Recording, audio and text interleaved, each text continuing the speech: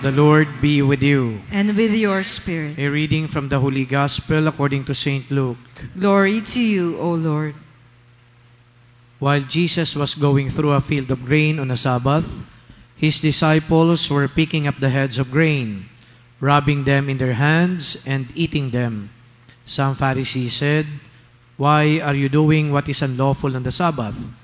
Jesus said to them in reply, "Have you not read what David did when he and those who were with him were hungry? How he went into the house of God, took the bread of offering, which only the priests could lawfully eat, ate of it, and shared it with his companions. Then he said to them, 'The Son of Man is Lord of the Sabbath.'" The Gospel of the Lord. Praise to you, Lord Jesus Christ.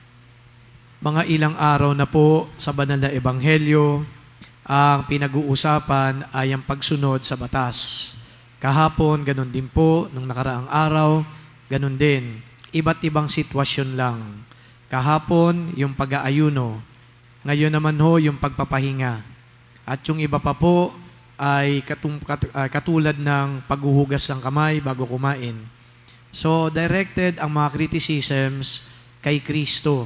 Dahil di umano, sa pananaw po ng mga skriba at mga pariseyo, si Jesus ay hindi marunong sumunod sa batas. Ito po ang dapat nating establish. Mahalaga ang batas. Ang batas ay nagbibigay ng kaayusan. Ang batas ay dapat na sinusunod upang maging mapayapa din ang mga tao. Dahil kapag ang tao ay sumusunod sa batas, tayo ay hindi makakagawa ng mga krimen na labag sa batas. So, ibig sabihin, panatag din ang kalooban ng mga tao kung ang nakararami o ang lahat ay sumusunod sa batas. Kaya mapapansin nyo rin po ngayon sa ating lipunan, kapag may mga lumabag sa batas, marami apektado. Halimbawa po, yung korupsyon, labag naman ho yan sa batas dahil hindi naman talaga dapat nagnanakaw. Hindi lamang ang isang kawani ng pamahalaan, kundi kahit na sino ay hindi naman dapat magnakaw. Ang pagnanakaw ay hindi lamang po violation ng batas sa mga institusyon, kundi yan po ay nakapaloob din sa Ten Commandments. So, ibig sabihin, tayo pong lahat ay saklaw nito. Nakita natin kung papaano naapektuhan ang mga Pilipino dahil sa paglabag sa batas, lalong-lalo na ang pagnanakaw. Kaya marami ho ang naaksidente, for example, dahil hindi naman ho nila naaayos yung mga proyekto katulad ng mga daan. Marami din ho ang mga nalulunod dahil di umano yung flood control projects ay hindi naman pala existent at ito ay tinatawag na ghost projects. At kung meron mang ginagawang mga proyekto, hindi naman din nasusunod. Halimbawa yung mga specifications ng proyekto. At nakikita natin dito na merong nagkakamal ng salapi at nagpapayaman, nagiging maganda ang kanilang kabuhayan, pero meron ding naapektuhan. Yan ang realidad kapag nilalabag natin ang batas, lalong-lalo na ang batas ng Diyos. Ngayon po, doon sa issue ng si Jesus ba lumalabag sa batas? Sabi dito ni Jesus sa huling bahagi ng Ebanghelyo, "The Son of Man is Lord of the Sabbath." So, ibig sabihin, yung Sabbath mismo na pamamahinga, siya ang Panginoon. Ano ba ginagawa sa Sabbath? Ang ginagawa po sa Sabbath, kaya ka nga hindi nagtatrabaho para magdasal. Kanino? Sa Diyos. Kaya nga hindi ka pinagtatrabaho sa araw ng Sabbath upang ikaw ay makipag-ugnayan sa Diyos. Tayo pong mga Katoliko, wala po tayong Sabbath. Yung pong Sunday, hindi natin technically tinatawag na Sabbath. Sa ating mga Katoliko, ang tawag natin yan, the Lord's Day. Ang Sabbath ay para sa mga Hudyo. At sa kanila po, sagrado ang araw na ito. Dahil nga ito ay araw para sa Diyos. Yung nga lang, ang gustong palabasin dito ng mga Hudyo, lalong-lalo na yung mga kritiko ni Jesus, kahit siya ay dapat sumunod. Sumunod para sa Diyos. Sumusunod naman siya dahil siya yung Diyos. At gumawa siya ngayon dito ng ilang senaryo o di kaya mga pangyayari. Nakita ninyo, yung mga alagad ni David, at hindi nga lang kumain hindi nga lang pumunta doon sa kainan kundi sila ay parang pagnanakaw pa ang ginawa dahil hindi naman dapat nila kinakain yung mga pagkain na yun dahil para yun sa mga pari.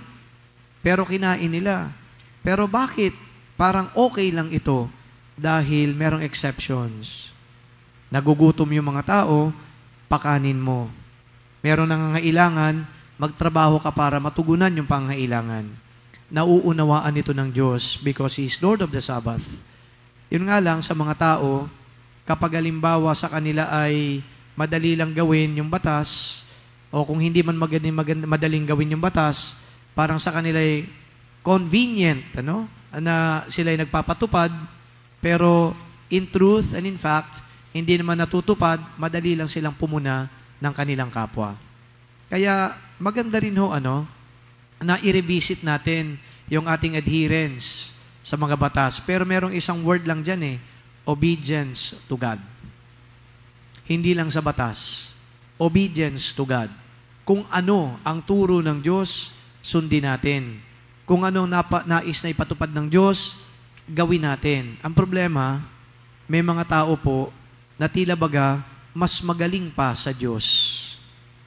Yung mga scribe at mga Pariseo, feeling nila, mas magaling pa sila sa Diyos. At sa lipunan natin, meron din ganon, mas magaling pa sa Diyos.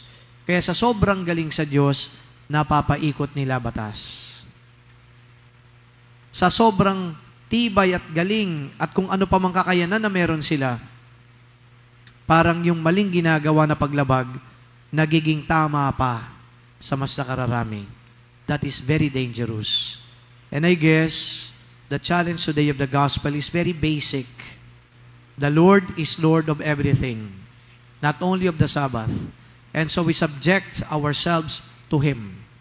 At ano man ang mapakinggan natin sa Kanya na nais na ipagawa sa atin, wala tayong ibang recourse, kundi sumunod.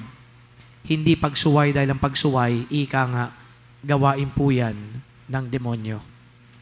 So as we continue to celebrate this Mass, let us ask the Lord to give us that grace of obedience and openness to His will. Because at the end of the day, our relationship with Him is a relationship defined by being open.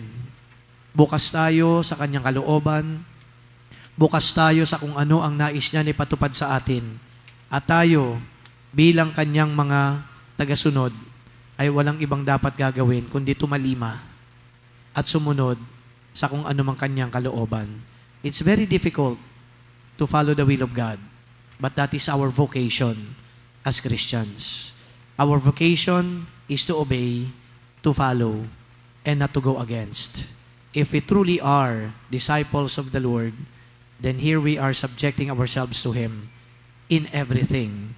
At hindi lang sa mga bagay na convenient na gawin para sa atin. Amen.